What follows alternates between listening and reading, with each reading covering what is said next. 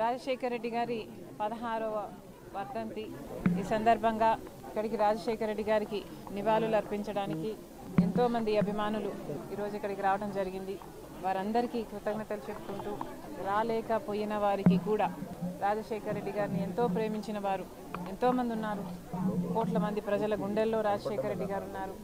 వాళ్ళ ఇళ్లలో దేవుల పటాల పక్కన రాజశేఖర రెడ్డి గారు పెట్టుకున్న వారు ఉన్నారు. ఆయన అద్భుతమైన పథకాల వల్ల లబ్ధి పొందిన వాళ్ళు ఎంతో మంది ఉన్నారు.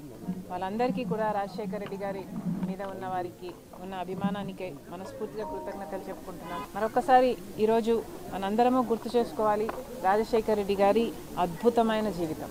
దేవుడు రాజశేఖర రెడ్డి గారిని ఎంత గొప్పగా వాడుకున్నారో 16 సంవత్సరాలు అయిపోయినా కూడా ఇంతమంది గుండెల్లో రాజశేఖర రెడ్డి గారు ఇంకా బ్రతుకున్నారు అంటే అది సామాన్యమైన జీవితం కాదు.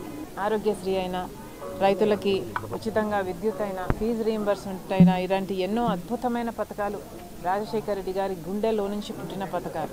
వాటన్నిటిని బట్టి మరొకసారి దేవునికే give him all the glory.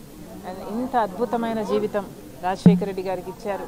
అందును బట్టి ఇంత ఆదరణ ప్రజలు రాజశేఖర రెడ్డి గారికి ఇచ్చారు. అందును బట్టి అందరికీ మరొకసారి కృతజ్ఞతలు చెప్పుకుంటూ, మరి ముఖ్యంగా రాజశేఖర రెడ్డి గారు చనిపోతే ఆ బాధను భరించలేక, ఆ నిజాన్ని జీర్ణించుకోలేక ఆయన వెనకాలే దాదాపు 700 మంది వాళ్ళ ప్రాణాలు వదలటం జరిగింది.